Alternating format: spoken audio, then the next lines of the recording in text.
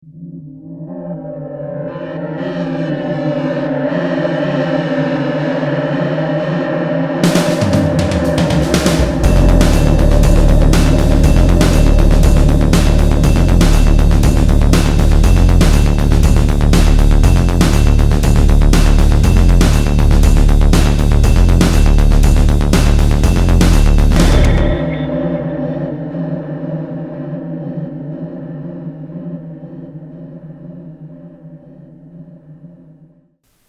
this is International Investor, and as you can see, I come into the studio today with our personal protection equipment on.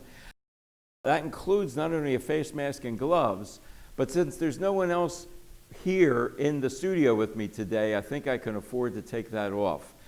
We're fortunate today. We want to focus on a program that's going to be looking around the world at the effects of COVID-19, of course, on our economies, our businesses, our workplace, and our way of life. And as I said, we're very fortunate to start with a guest who's really looked into this, in particular in his country, which is the United Kingdom. His name is Chris Biggs. Thanks, Chris, for being with us. You are the founder and managing partner of THETA Financial Reporting. How would you characterize your firm? Robert, of course. So basically, we're a UK firm of chartered accountants. We provide consulting and advisory services to mainly FTSE 250, FTSE 100 clients. And we're disrupting the market for big four services and large firm services. So we like to think we're far more hands-on and provide a far better way of providing those services to clients. So I think historically, you used to see it, I'm sure you saw it on Wall Street as well, Robert, that it will be the more senior people who got burnt out, but over the last few years, you're seeing the younger and younger. You talk about disruption in the workplace. Aren't we seeing it this year? And that's why I found it so intriguing that your firm has conducted this survey of business and employee attitudes toward this disruption and what it's doing to them and their everyday work lives. First of all, as a chartered accountancy and consultancy firm, you released this first nationally representative survey of over 2,000 UK adults looking into how the UK workforce and business leaders feel about returning to work. The very first finding I find extraordinary. 57% of people do not want to go back to a normal way of working in an office environment during normal office hours. That's pretty, were you surprised by that large majority? Yeah, and I think that was one of the first stats. And then, to be frank, reading through the rest of the results we had, I was time and time I was just shocked more and more. There's far less comfort in people wanting to go back to work, how they travel to work. So yeah, I mean, it's a huge surprise. And as you say, it's a UK-wide survey, but obviously there's a large part of that is London. But again, I mean, it's just pretty much shore to shore. You're sort of seeing that a huge amount of people just do not want to go back to the 9-to-5 office environment. Mm-hmm. And related to that, as far as I'm concerned, is the third finding that I see you mentioned, which is that 65% of Brits do not feel comfortable going to work via public transport. Now that affects large cities everywhere, and not just large cities. Here in suburban America, we have bus systems, of course, as well as rapid transit. I would imagine those two are related in a way, because if people are afraid to travel to work, maybe that's also reflecting on that very first finding. Do you think? Definitely, and yeah, Robert, and definitely, I think that was probably the one statistic that jumped out most of all. I mean, we're based in London. You're crowded on inches away from the person in front of you. And I think that's really, particularly in London, that's what's terrified people about going back. There's no way that you can be safe against COVID, social distance on the transport system. And it's not just London. I mean, other large cities in the UK have equally as poor transport systems. Mm-hmm. Yeah, and yet to go on with your findings, I'm also struck that 35%, little more than a third, say going back to work in a traditional office environment will have a negative impact on their mental health. You know, we just did a program devoted to the deteriorating mental health of people under this COVID environment. So that doesn't surprise me so much. But what does is that 17% said they probably will no longer be going into a permanent office. You could say on the positive side from the corporate point of view, are these findings of yours saying that 45% of business leaders say they see the working environment changing for the better, and I see that 29% are thinking that they could work with a more streamlined team permanently.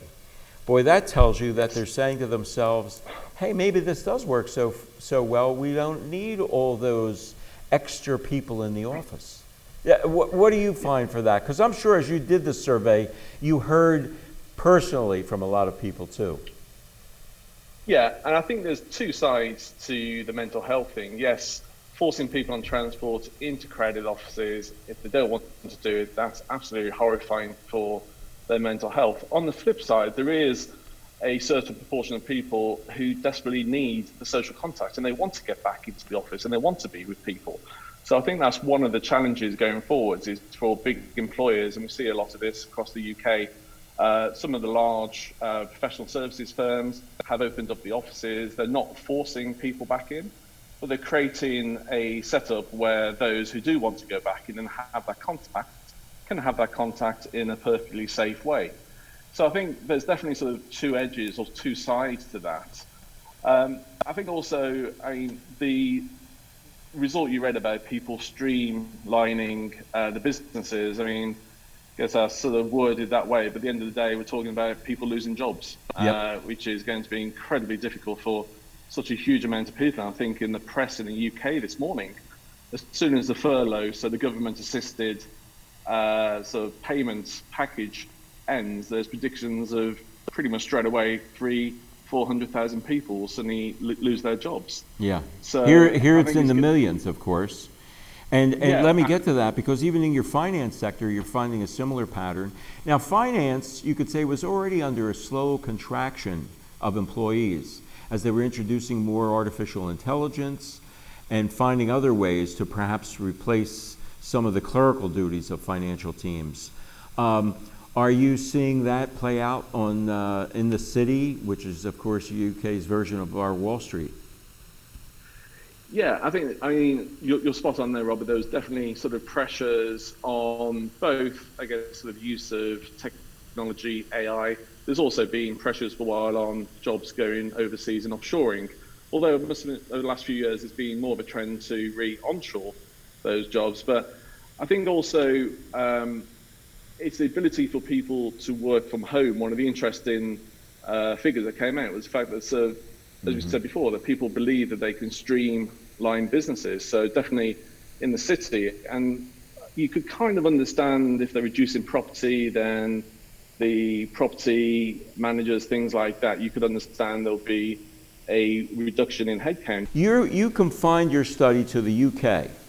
But you can imagine this is playing out in not just American cities, but in Bombay, and Sao Paulo, and Tokyo, nations and capitals around the world, especially in the financial and business areas of all sorts. Do you think this employment contraction might occur worldwide? Oh, definitely, yeah. I think we will see that. It's a global crisis. So whether everybody suddenly starts working from home, in some ways that will be very much driven to the difference, how people live in different countries. It's fine working from home if you've got a home office or spacious kitchen table, but if you're sharing flats, if you've got apartments where you don't have room, then I think there will be sort of a push for people to want to go back to work. So I don't think globally there's going to be one new model going forwards. I like to think it's probably going to accelerate flexible working more into the basis of how flexible working should be. I think you could almost see sort of going forwards people perhaps 2 or 3 days in the office and the rest working from home. I could see, it's interesting on some of our banking clients. Historically, the reg departments have never done anything other than work in the office. All of a sudden, because they've had to, you get a whole reg team are now working from home. And banks are finding that's actually working quite well going forward. So I think there's going to be a lot more globally sort of a lot more different ways of working, more flexible lifestyle. But I really do think in a good proportion of the world, people will just have to return to the offices, and it's quite scary to think what that will do for sort of future spikes going forwards. And I'm trying to also think of the motivations at the corporate management side that are thinking, oh, we can use these circumstances to not only contract our workforce, not only to shrink our commercial office space footprint, although there's some controversy there because some are saying, well, they'll have to maintain almost as much space because the desks will have to be further apart now, the way they used to be in the 50s. Well, but I suspect it's still going to be a net loss for commercial real estate worldwide. And I wonder also if one of the motivations for corporate, I know in corporate America, I'm hearing complaints all the time from boardrooms and management about all the interpersonal problems they have to deal with, whether it be sexual harassment in the office, racism, so many things now that can cause litigation or at least disruption, extra training, lots of problems associated with those matters. Here, if you push your workforce or 50% of your workforce to their home offices, you are alleviating those problems. Have you heard any similar comments from corporate leadership in that regard?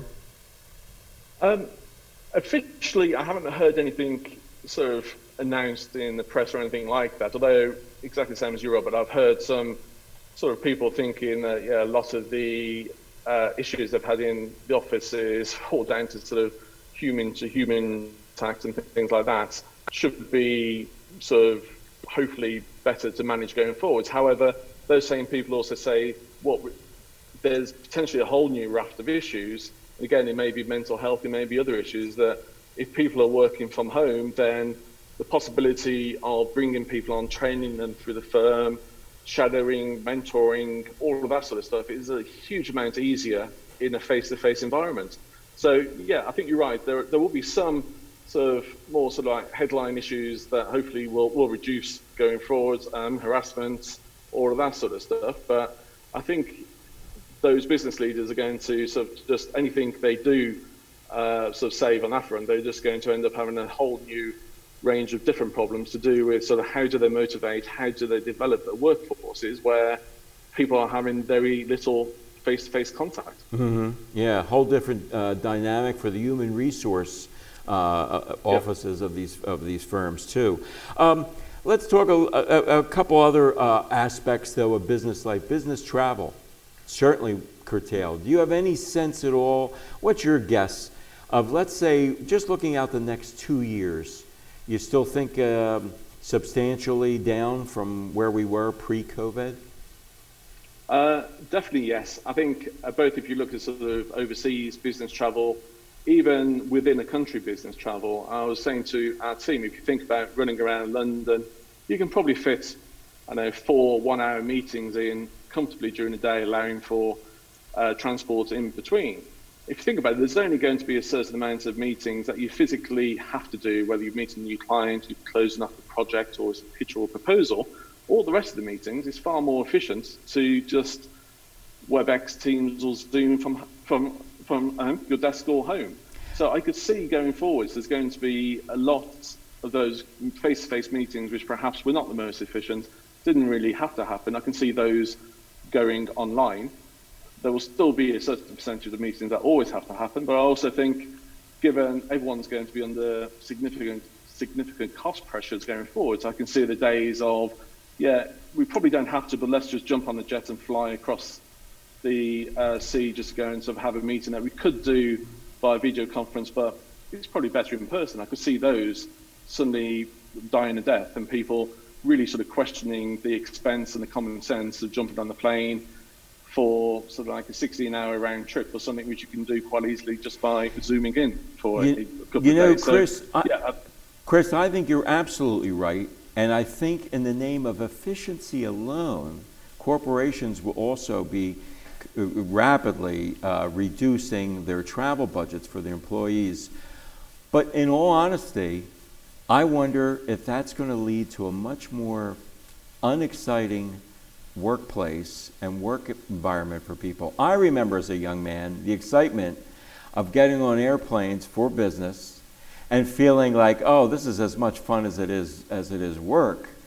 And there's an awful lot associated with, I think, the social pleasures of travel that people do enjoy, as long as they're not doing it 5 days a week. The same with the social environment of being together with your comrades at work and the opportunity to be meeting business people, both guests and your regular employees on a day-to-day. If a lot of that evaporates, I think it's a less friendly, less enjoyable world for an awful lot of workers, don't you? I do, and also I think you're right. I know I've traveled to different countries. I've worked abroad. Yeah, you learn a lot more about the culture of a country by being there, but also you learn about how to do business with people by physically being there. Whether it's sharing a coffee with somebody in between meetings or going out for dinner with somebody at night, that type of thing. I think that actually aids business going forwards, because I think you understand more the people you're doing business with, the cultures, and where they're coming from. I think you're right. If you suddenly all those overseas travel, apart from the bare essential, become a Zoom call, then you're just going to miss out on a far sort of richer experience, which also leads directly, in my mind, to sort of a better working environment. And Chris, because you're internationally traveled, as really we are, been to so many nations around the world, you know that an awful lot of cultures, it's a prerequisite before you can conduct business, to have a social meal, to talk about your families, to talk about many other small talk things before you actually get down to business. In America and Britain, perhaps not so. We're usually, hey, we've got only so much time, let's get right to the point. But in other cultures, that might be a much bigger loss, that opportunity to really socialize with people. But let me go to one other area then, consumer behavior. It's hard for you to tell looking perhaps at just the employee and business matters that you conducted for the survey, but is your feeling that you're seeing vast changes in consumer behavior in terms of the retail sector, what people are willing and able to do now? Oh, definitely, Robert, yes. I mean, there's a huge push at the moment in the UK to get everybody back into the office, back into the city. A day doesn't go by where restaurants, fast food shops, things like that, your local sort of sandwich shop in the city announces it's sort of laying off sort of a couple of thousand staff. So I think people's buying habits, obviously, if you're not in the city, you're not going to go in and sort of spend your lunchtime cash. So there's a real issue there with that whole network of not just necessarily just food, but also other types of stores that are around the city, electronic stores and things like that. They're really going to suffer now because there's just no physical footfall, which in the end of the day is going to either push people into a habit of buying outside of the city, which you could argue is good for your local high street, which definitely in the UK is an issue that we've been struggling with, the death of the local high street. But also, I believe, to be frank, and I'm probably as guilty as everybody else, pushes people to buying online. Mm-hmm. Yeah, and that's one of the reasons we think the high-tech stocks have enjoyed such a big year this year. And yet, when I sit back and think about the world of the future, it is our view at International Investor, we're a bit more pessimistic. We think this COVID-19 environment is going to play out longer than anyone anticipated. And when we talk about consumer activity and business activity, we think it's almost incalculable. Almost every day now, I remember or encounter situations where I said, oh, there's another service sector that's going to be severely punished, whether it be the music industry, whether it be concerts, whether it be conferences, the seminars, the museums that people used to go to, all of them trying to slowly reopen perhaps in some limited fashion. But we think the outlook for them is going to be very difficult for them, at least in the next 2-3 years to come. Would you agree? I do, and I think frankly, I can't see things. I think we say return to normal. I think that's an over positive statement. I can't see things improving in any form until there's actually a vaccine. The big issue is going to be the schools. I mean, just this week was when a lot of the UK schools went back. All you need is a second spike or schools to suddenly close, and then you're stopping people, parents, from going to work. Yeah. Well, we're going to have to do something to encourage each other from time to time. I'm glad I've met you today during the course of this interview. I already feel like I have another friend in the UK to turn to when I need to find out what's going on there. How often do you intend to do surveys like this? Once a year? Do you think this will be an annual? We tend to do one every quarter, so there's definitely another one coming out over the next 3 or 4 weeks, which we're happy to share, Robert. Oh, wonderful. All right, we really look forward to that. We look forward to staying in contact with your firm. I think you're doing some really insightful work here, and it's going to be needed because we all have to get much smarter about how to react to this COVID environment, adjust our workplace and our own personal behavior accordingly. And boy, we better help each other. Our estimation is that this is going to have a severe impact on your nation and ours, and many others around the world, and the real pain we think is yet to come. All right, thanks again, Thank you, Robert. And we'll talk to you again soon. Thank you. Thank you. Bye-bye. And for more and even a conclusion from International Investor to reflect on some of what we heard from Chris Biggs and to talk about what we see in the world ahead, please stay tuned. As I said before, what we need is leadership. Not just from our president, but more importantly from a sleep-at-the-wheel Congress, which now must energize the nation's healthcare, medical, and scientific agencies to combat this disease and all others on the horizon. Without this effort, International Investor predicts the following trends, and they aren't pretty. First, we will witness the financial collapse of hundreds of hospitals, clinics, and physicians' offices, a significant portion of our present healthcare system, adding to the burden of the remaining facilities to deal with patients. Secondly, we will see long-term unemployment for an additional 30 million Americans who will rely on the federal and state governments for increased financial, food, and housing support and assistance. Third, the closure of up to 10 million small businesses across the U.S. Fourth, a depression in commercial and retail real estate and record bankruptcies. Fifth, a rapid consolidation of corporate control of many business sectors and a monopolization of airlines, hotels, retail, restaurant, and other services, as the large companies swallow the small and drowning. Sixth, even more inequality, which International Investor highlighted in a previous report we called the Tale of Two Nations, and which is already worse than it was in the 1920s age of the robber barons. But inequality now will become especially acute as more Americans than ever before lose their decent jobs and are forced into the digital and fragmented economy. We will see the rise of an underclass of part-time, temporary, high-tech piecemeal workers jumping from job to job without medical insurance, pensions, and often working from home or from rented offices or campers. Truly a mobile nation of workers on the run, connected only by the nearest cell tower. Seventh, rising inflation. Already, we at International Investor mock the government statisticians and economists who relentlessly insist that inflation has remained low, despite the huge annual increases over the last 2 decades that most Americans have paid in housing, education, insurance premiums for their medical care, and a host of other expenses.